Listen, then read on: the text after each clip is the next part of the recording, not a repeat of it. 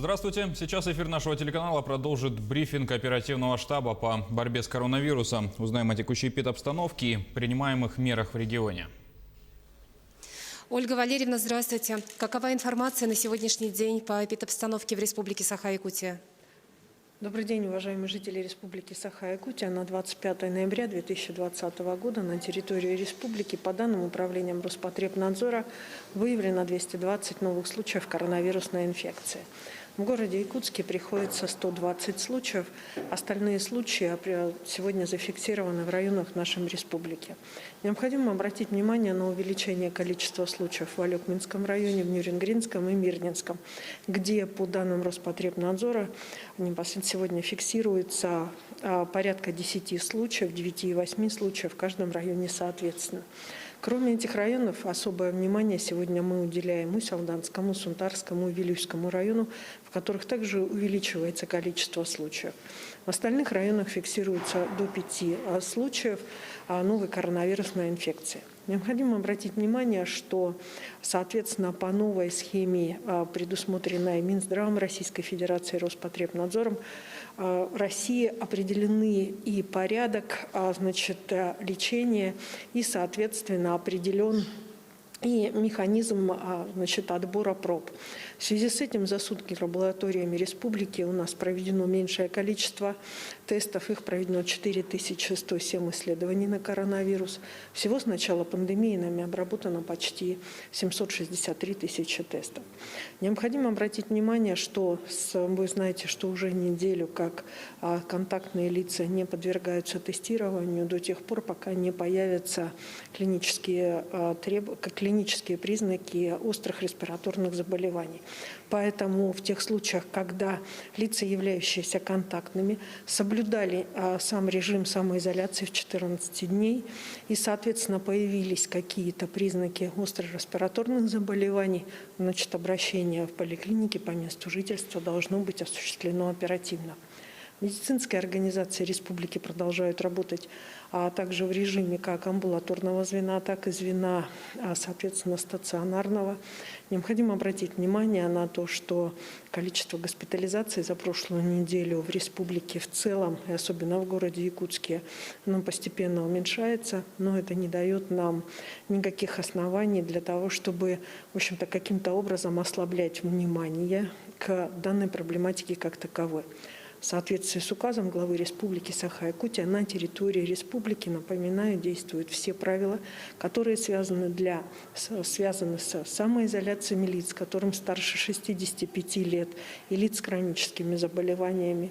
Кроме того, ограничения, связанные с 50% удаленной работы, как работников бюджетной сферы, так и рекомендация для остальных работодателей. Обязательная диспансеризация и вакцинация от гриппа на основании соглашений, подписанных с работодателями и профсоюзами на территории республики.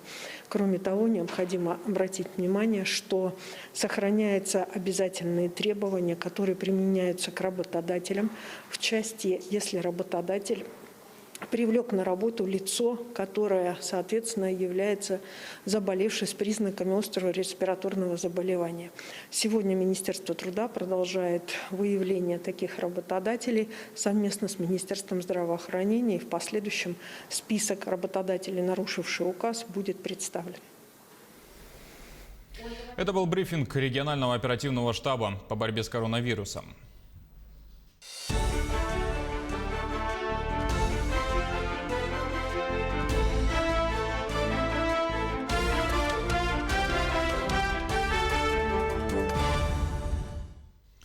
Далее эфир продолжим выпуском новостей и коротко о главных темах. Спасатели обнаружили труп женщины на месте пожара в пригороде Якутска. Эпидситуация в Мирнинском районе остается напряженной. Какие меры принимают на местах? Получатели детских пособий могут не беспокоиться, выплаты продлят автоматически. Наши корреспонденты узнали, как работает соцзащита по Алданскому району.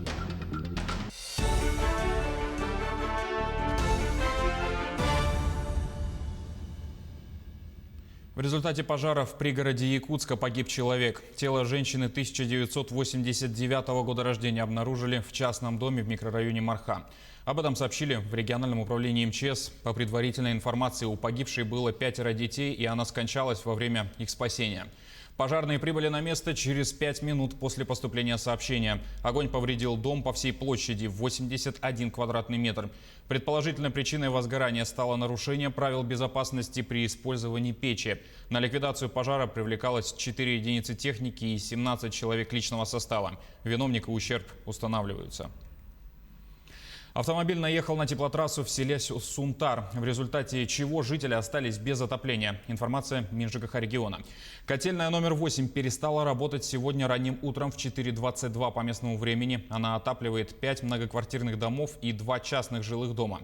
В 6:50 котельную запустили, при этом без отопления остаются 2 дома по улице Советская, 73 и Строителей 2/1.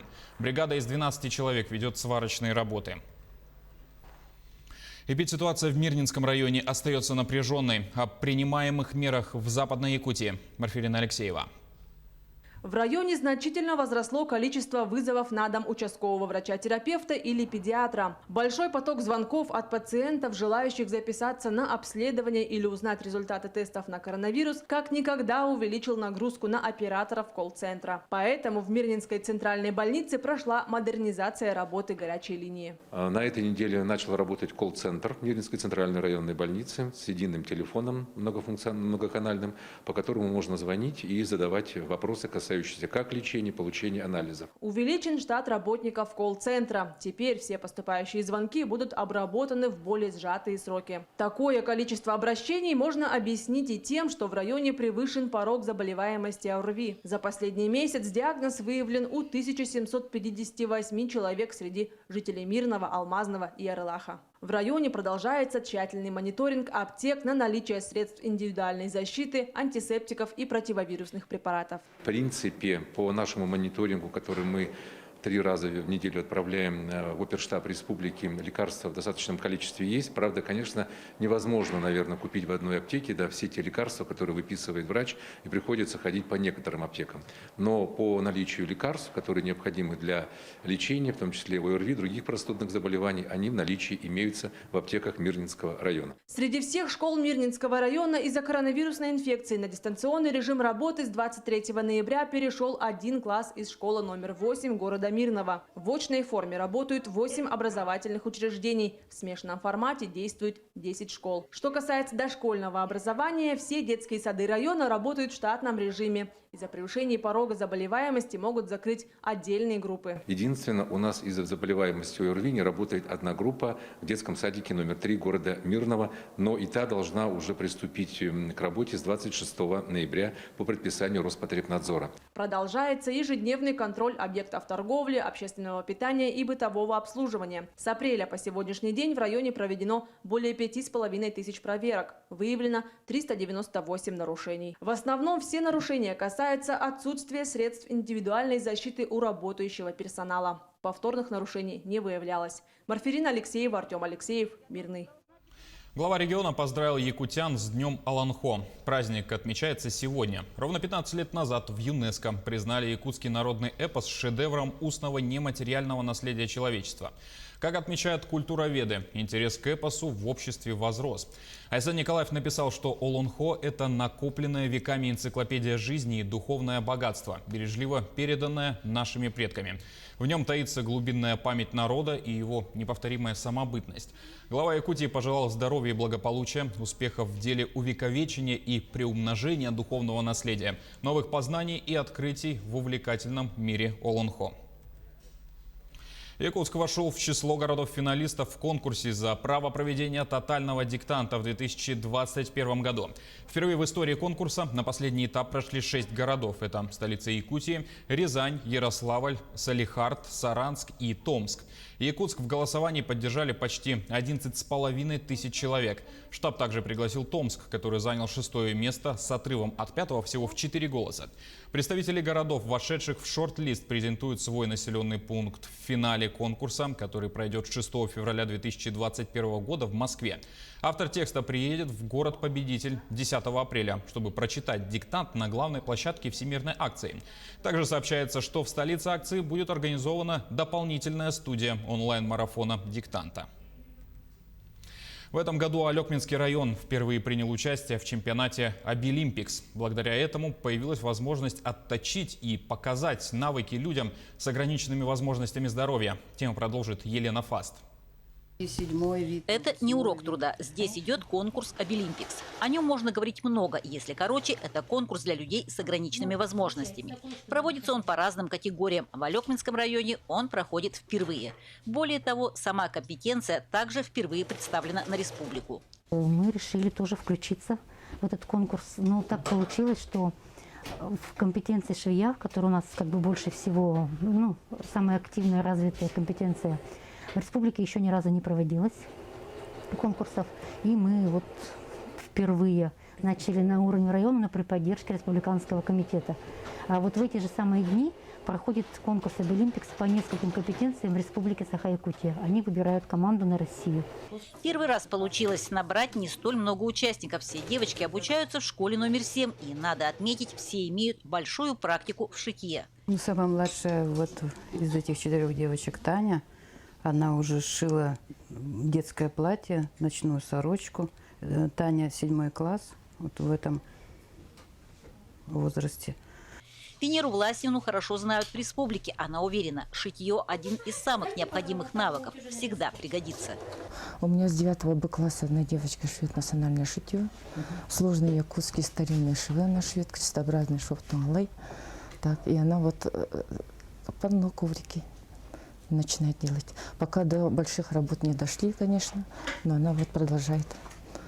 С каждым разом все лучше у нее получается. Удачно эта компетенция выбрана, швея? Ой, для девочек это всегда нужно, необходимо. Если они вырастут, они даже для себя это понадобится в семье. Умение шить, да. Хотя бы ремонт одежды, хотя бы простые какие-нибудь вещи выполнить. Да, полезно это. А кто-то предприимчивый, могут быть даже открыть свое дело и шить хотя бы простые постельное белье или какие-нибудь там поделки. Полученное задание сложности не вызывает. Интересно вот этим заниматься? Да, мне как творческой личности это кажется довольно увлекательным и интересным занятием. А вообще шить любишь? Да. Дома шила пару игрушек. Также себе и родителям одежду. Как ты считаешь, что требует каких-то особых навыков? Конечно, не каждый все-таки может. Да и на обучение нужно достаточно времени, чтобы навык отточить. На твой взгляд, сложное задание сегодня? Не особо прям. Основной упор – аккуратность, точность исполнения, внимательность. Конкурс проходит на базе школы номер 7. Уверены, воспитанницы достойно представят свои работы. Елена Фаст, Максим Копылов, Алекминск. Новая касса железных дорог Якутии открылась в столице региона. Она расположена в отеле «Азимут» в здании бывшей гостиницы «Полярная звезда». Дополнительная точка обеспечит для жителей и гостей региона удобство обслуживания, говорится в сообщении. Можно оформить билеты по всем направлениям, стоимости, получить информацию о расписании поездов, узнать о льготах и акциях для пассажиров. Режим работы с 9:30 утра до 20:30 вечера, без выходных. Первый покупатель билета получила от компании подарок. В декабре мы планируем запустить еще вагон беспересадочного движения до Иркутска. Кроме этого, на сегодняшний день пассажирский поезд приходит на станцию Нижний Бестях в 5 утра и отправляется со станции Нижний Бестях в 10 утра. Для того, чтобы избежать сложностей по переправе через реку Лена, и для стыковки с графиками ОРЖД, мы с 13 декабря применяем график движения поездов, удобный для пассажиров. Поезд прибывает в 12:26 дня и отправляется в 17:30. Получатели детских пособий, которым нужно проходить перерегистрацию в период с 1 октября по 1 марта, могут не беспокоиться. Их продлят автоматически и без предоставления дополнительных документов. Как организована работа соцзащиты по Алданскому району, материал Татьяны Вахниной. Ставшее привычным отсутствие очереди к специалистам управления соцзащиты вовсе не означает отсутствие обращений. Заявления на начисление детских выплат поступают по интернету. Мы прием населения не ведем, работаем по приему документов через госуслуги. И документы поступают у нас через офис «Мои документы». Ну, возникают трудности, конечно, по обращению через госуслуги, но тем не менее документов поступает очень много. Категория получателей детских выплат является одной из наиболее многочисленных. Пособия получают порядка 3000 семей. Работа с данной категорией ведется дистанционно. Так как основной наплыв граждан сейчас идет в связи с перерегистрацией, с получением новых выплат, это конкретно нагрузка на детские пособия. Чтобы все-таки уменьшить наплыв, в связи с сохраняющейся сложной эпидемиологической ситуацией, то есть было принято решение, что данные конкретные услуги были переведены на дистанционную подачу заявлений. Семьи с детьми, срок выплат которым заканчивается в период с октября 2020 по март 2021, могут не собирать справки и не сканировать документы. Перерегистрация им будет произведена автоматически. Закон затрагивает две меры соцподдержки. Это непосредственно выплаты малоимущим семьям от 0 до 16 лет, а также семьям, многодетным семьям, родившим третьего и последующих детей, начиная с 1 января 2019 года. Автоматическая перерегистрация будет произведена и относительно федеральных выплат на первого ребенка. Это также касается только тех граждан, кому необходимо подать документы в период с 1 октября по 1 марта. В настоящее время прием граждан в управлении соцзащиты осуществляется по предварительной записи. В условиях повышенной опасности наряду с личным приемом дистанционно ведется работа с ветеранами труда.